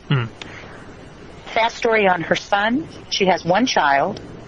What's very interesting to me again, and I'm not about coincidences, never have been. Jacqueline names this child the name that she gave him. That name is my birth last name. She never knew that. That had never been discussed before. So just again, crazy interesting. Mm. Her son and I have had connected dreams. Mm. We've only met him one time. We met him once when he was a baby, and I think he was about a year old. He was just turning a year. Mm. I remember meeting him, and Tony, I remember feeling like I was crawling up in his head. Mm. And I remember him, I had the sense he didn't like me a little bit. Mm-hmm. Now that's strange. Babies love me. Mm. I love babies. Mm. Not this. I didn't have a sense of a connection there at all Mm-hmm. in that form. Mm-hmm. I felt that this was somebody that was not just this baby I'm looking at, but somebody who was much greater in scope, didn't like me. Mm. I found that odd, but, you know, Mm-hmm. it's a baby. Mm. We don't see him again until he is 10 or 11. Jacqueline brought him here to meet Chad and I. This is an unbelievable child in regards to his... In fact, the way that I felt when I was around him and spent time with him in the short time we were together, which was several hours, he looked at his mom and said, "Guy, Mom, she makes me sound like a messiah." Mm-hmm. There was such an amazingness about him, Mm-hmm. about him. Mm. Quite different, Mm. quite unique. Mm. And then just to round that off, I had a dream. I had a dream here in Alabama when he was probably 2 or 3. He lived in Denver, Colorado. Mm. So when I say the dream in that regards, because I won't waste your time with talking dreams, I literally was transported to Denver to be observer, to watch this little boy, this little tow-haired, little blonde-haired boy who's just old enough to walk, in daylight, moving through neighborhoods, nice neighborhoods of Denver, kind of area he lived in, all by himself with nobody around him. And he is a free floater. He's moving like the wind, crossing these yards like he's on a mission. And as I watch him, he's going up a ladder into a craft. Now, next thing I hear, we get word from Jacqueline that Evan has just had this experience, a dream, and I'm in it. The blue beam. And as Chad's saying in the background, there's a blue being involved in this, like what Chad encountered on, if that is in fact, I know that's Chad's truth and his truth, he was on a craft out in the universe. So, how crazy. I'm the only one out of the 3, not only that came back with memory, but I'm also the only one out of the 3, but I'm having a hard time accepting this, that has what I call unknowns. I refuse the word implants. I don't use this language. Until somebody shows me that it was implanted in me, I have no idea if it didn't come with the package. I have no idea, and I know that so far I'm not knowing any humans that have a clue yet about what is going on with these objects. So I'm the only one that seems to have that out of the 3 of us, and mine is just underneath the top layer of skin. And it has done very strange things, and it has very strange properties. So, what sort of properties does it have? Well, it moves. Thank goodness I can't feel it move, or I'm sure that I would have probably done myself in years ago. But it does move. It either will stand out of the skin where it stretches the skin and it looks like a huge bug bite, a lump, or in its solid mass, you can feel its edges. Or it will move all the way down to the bone, where you can't see it at all. Sorry? No, I was just going to say, what did researchers who were aware or have studied the implants think of it then, Alta? What was their take on it? Well, nobody's dealt with me yet directly. I did have I did have an experience just recently, a couple weeks ago actually. Excuse me. A medical doctor who's quite well known as the only doctor in the world that I'm aware of that removes these objects and studies these. He has an associate that's a scientist. I think he's involved in biology. Anyhow, this gentleman and he spoke to me for over an hour on the phone, and he indicated that he's had one of these items removed, these objects removed. He calls them implants. He spoke a lot crazier than anything I've ever said in terms of experiences and encounters and beings and so on and so forth. And was he projecting his experiences onto you, and you weren't getting any kind of answers then? Thank you. That's what's happening, yeah. Okay. Thank you. Right. But I was appreciative of the fact that, that this gentleman was speaking. Right. And apparently they study these quite intensely. Yeah. And what they are saying is, what I will say to you, sir, is there's no doubt to me they're clueless. Right. Right. I did ask the scientist, I said, sir, are any of you ever interested in studying those of us who are willing to investigate or research any of those us that are willing, that have these in our bodies, what is happening to us and what they do? And he said, now I realized the moment that came out of my mouth, this has been well done already. These things are all been done, and I know that humans are clueless. This is what I know. Kind of the last on that part of it, if I may, when you asked about its strange properties, this is where an awful lot of folks in the past would be most interested in just saying, thank you very much, have a nice day, Alta, Chad, see ya. Is when I try to help people understand that a medical doctor, I've had people say, well, was it a chiropractor, or as if that's lesser. No, in this case, this was a medical doctor, a GP, who did my initial x-rays. I will tell you this, that the moment that the doctor touched it, just put his hand, I used to work in the medical profession. I've worked for some of the finest doctors in the world. They don't act like this. They don't. This gentleman touched this object in my arm. That's all he did. His arm recoiled like it bit him. Yeah. He then got away from me as fast as he could. And, his behavior changed instantly. He then, because I was there to get an x-ray with MUFON people who had set this up. So, doctor knew well why I was there. That was the only reason I was there. When I went back to get the x-ray, this unknown or whatever or whoever decided that it would take 3 times before it would allow a picture. By the 3rd time, the x-ray tech is scared to death. She doesn't want to be there, because this isn't some little seed that's planted deep down in my body. This is an object that not only does it move, it appears to change shape. It takes an x-ray if it cares to, and it doesn't if it doesn't. It had the ability, or something did, or someone did, to make it so bad for this doctor that he was so sorry he ever invited for us to come to his office, that when I was told the 2nd time, now I tried to pay for the x-ray, they wouldn't take my money. I considered that, thank you very much. I knew something was wrong. I was told that I needed to get a 2nd x-ray after I sent the first one off to the person requiring the first one. I told Chad, I said, we have to go back to that doctor, because that doctor has been prepared for me. Chad said, that's not a good idea. That doctor doesn't want to see us again. I said, Chad, I know, but I will never bother him again. I have to get that 2nd x-ray.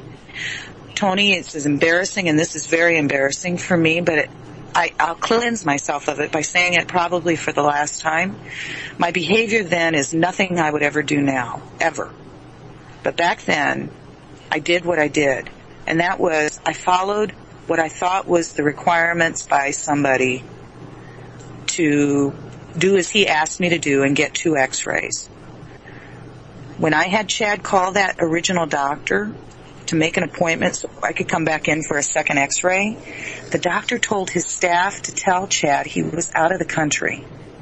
Good God. I was so shocked And then I became enraged. I was enraged. That part Indian me came out very clear. My mother was an activist. So that all just came streaming out of me. And I looked at Chad and I said, by God, he will see us. I said, Chad, we're going to drive back to his office. And I don't care how long I have to wait. I will wait for him. Chad was very upset with me, but he agreed to do it. We had to drive over 2 hours to this small town. The woman that was with MUFON that originally arranged this, she was so angry also as to how I was being treated. Actually, Chad and I.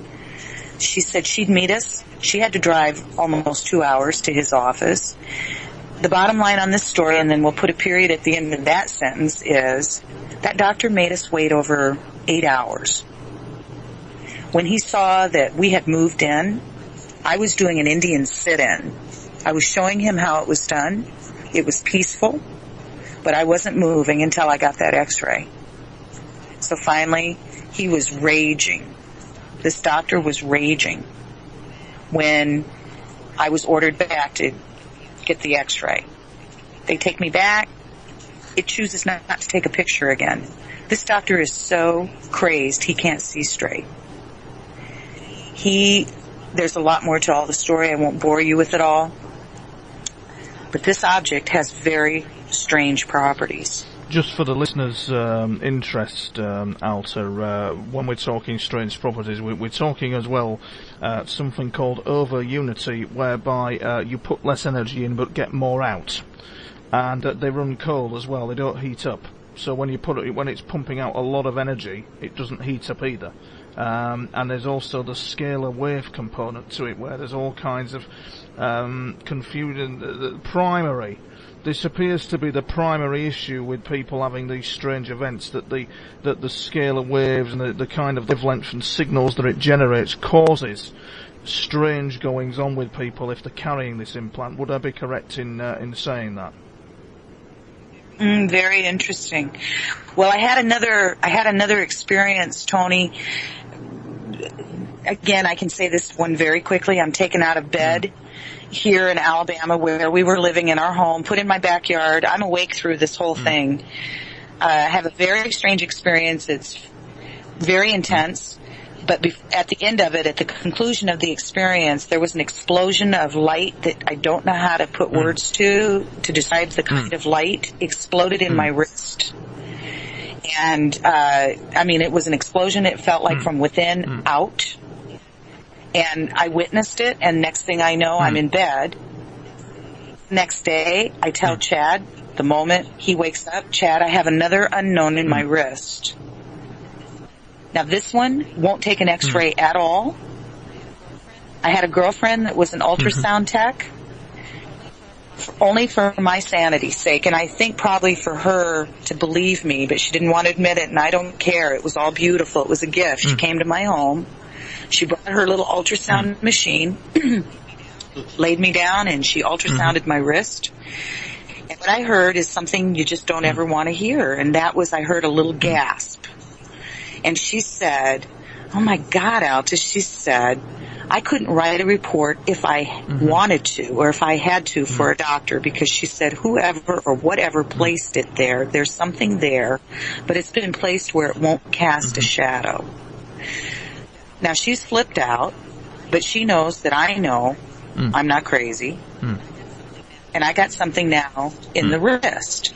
I go to get it x-rayed. It won't take an x-ray at all. The x-ray, the doctor, this was a different doctor. She was sympathetic to people being taken. So it was treated very differently. She treated me differently. The objects seemed to cooperate. She held the x-rays up and she said, it doesn't surprise me that this in your wrist won't take an x-ray. I thought, okay, doctor, explain that. She couldn't. So, Tony, I had the pleasure of listening. I pray for all your audience that hears us possibly today. I'd like to just publicly say, first of all, you're just a gem. just a jewel. And we are so grateful to have had this time and have this time with you. I heard you, I listened to an interview you did with a gentleman that I just fell in love with, from Ireland. Yes, Carl, yes.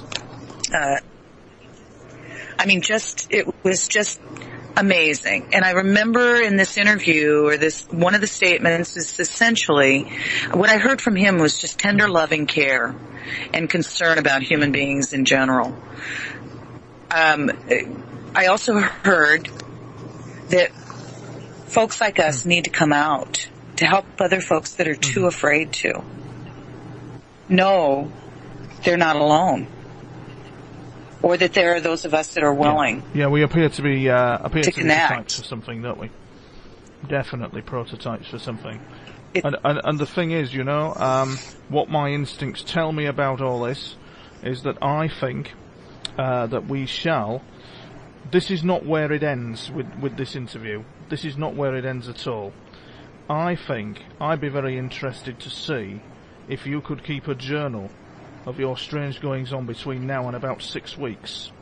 I'll come back to you in about 6 weeks, and we'll go through the listeners as to what has been going on. Because I think that there should be currently, between now and maybe 6 weeks from now, a lot of interaction going on. And I'm interested, Alta, to know what the implant's currently doing at the moment. So thank you for that, Tony. We accept. We absolutely will begin that journal. At the moment, the unknown in my upper arm, the first one, what I call the first one, is standing out. Do you think it's observing, as loony as this may seem, do you think it's observing the conversation? I'd have to say absolutely, from just the fact that it is standing out the way it's standing out. So there's a possibility we're being listened to.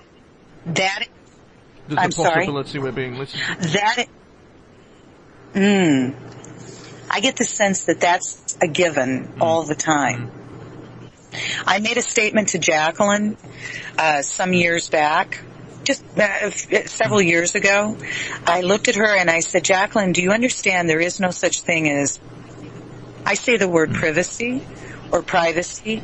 I say, Jacqueline, do you understand there are no secrets? Do you understand that?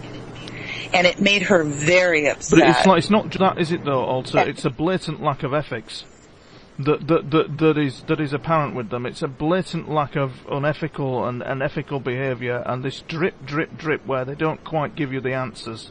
They don't quite give you the answers. So you've talked to me now for over 2 hours, and we're slightly possibly wiser as to what's going on. I have an idea myself as to what's happening, but they're not doing you any favours. The people in the US, they're not doing you any favours or giving any guidance at all as to what is happening, and it's bloody wrong. No. It's absolutely highly unethical what is happening, and you would have thought that something of a higher intelligence would have its act together, and that's the thing we've got to get to the bottom of with them, as to why they're being so elusive, and as to why they're not doing any favours for us. We had the citizens' hearing, the UFO citizens' hearing with Steve Bassett, who I interviewed. He's a very nice guy. And I noted that it was all very one-sided, that the UFOs they were debating and what was happening to them, they were doing the humanity no favours. They were doing us no favours at all in telling us who they were or what they were. And that I find very disturbing. But I think that this is part one. Right. And I think that we should have a return in about a month, 6 weeks from now, to do a second interview with you, to just study closely what the high strangeness events may or may not be between now and then. I think that might be a good idea. And then we will see a clear. I think we'll see a picture. I think we'll see a picture building up of what's happening, a very clear picture of what's going on. Because you can guarantee, if you've been speaking to me, you can guarantee that this isn't the end. I think you're going to return for a part 2, and I think there'll be a bit of interaction going. The question is, and the question I asked them is, You know, why the elusiveness? Why the unethical behaviour? Why are you not clearly explaining what you're here for and what you're doing? Because in the course of my experiences, that's not quite happening. They're explaining little bits here, little bits there, concern here, concern there, but I'm not getting the full picture of precisely of what's going on, and it's not correct, it's not right that should be happening, you know? No. You know, it's not. And so I think that's what we'll do. And I think we'll say on the Tony Topping Show, we'll say, Chad and Alt, it is not farewell yet. Please return for the Part 2 interview, where the listeners and myself will go through the high strange experiences that you're having from about now to about 6 weeks from now. I think that might be a good idea. And we can maybe piece together what's happening. My instinct tells me. Yeah, just wonderful. That's what my instincts tell me.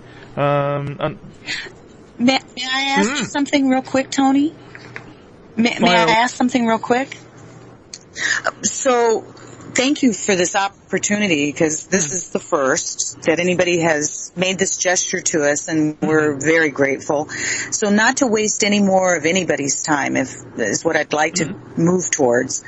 I'm curious, are you interested in me recording things like this?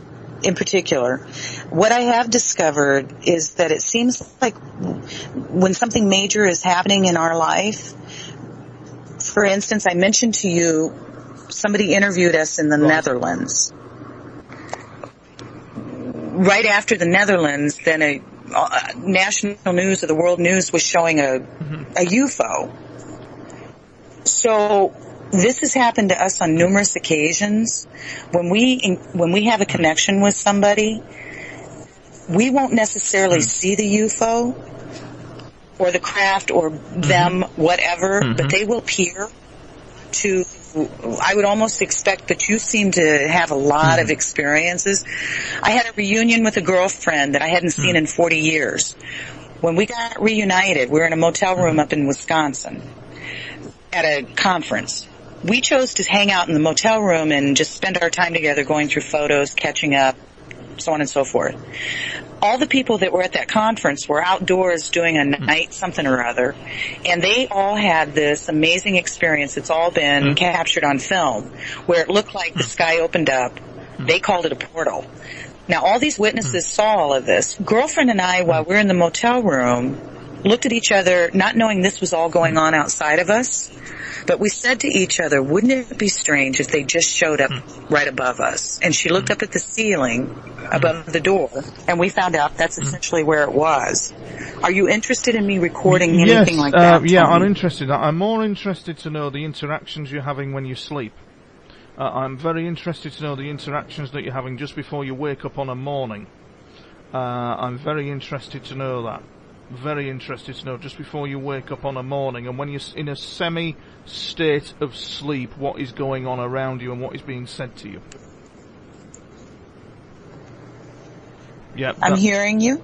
I'm not allowed to sleep very much anymore. No. So I will take note of that. No, that goes with the territory. But what we're asking for, what we're looking for, is what they are. You will fall asleep at some point, even if it's a brief one. I'm interested to know what happens during sleep. I'm interested to know just before you wake up, or just before you might go to sleep, or just when you wake up and you're half asleep. What's going on in that semi-conscious state? What are you seeing around you? What is being said to you? That's what I need to know. Okay, wonderful. We will start getting a mirror. We'll start getting a picture, I think, of what's going on. We may not, but we might. Between now and then, I'll be interested also to know if you have any missing time while dreaming, whereby you're actually dreaming, and in the middle of the dream you're taken out of it and put back in again, and you actually have missing time while you're dreaming. Which is an incredible experience. It really is. So that I think is what we'll do. So with that, Chad and Alta, I shall say goodbye, because I've had a very busy day and I'm feeling very tired. Yes. And my dear mother's walked in with some cheese on toast for me and a cup of tea, which is very good of her. Beautiful. So I think we're going forward now. So I think a part 2, a return of you both to the Tony Topping Show, would be wonderful. Wonderful. Well, thank you very much for having us, and we'll talk to you soon. And kiss your mama on her forehead for us, Tony. Again, my love. Kiss your mama on her forehead for us. No problem at all, bless her dear heart. I certainly will. Thank you. Thank you very much. So, this is not the final goodbye, listeners. They will return a few weeks down the line, and we'll piece together what's going on with Chad and Alta and try and get to the bottom of it. Thank you very much. This has been the Tony Topping Show. I've stopped.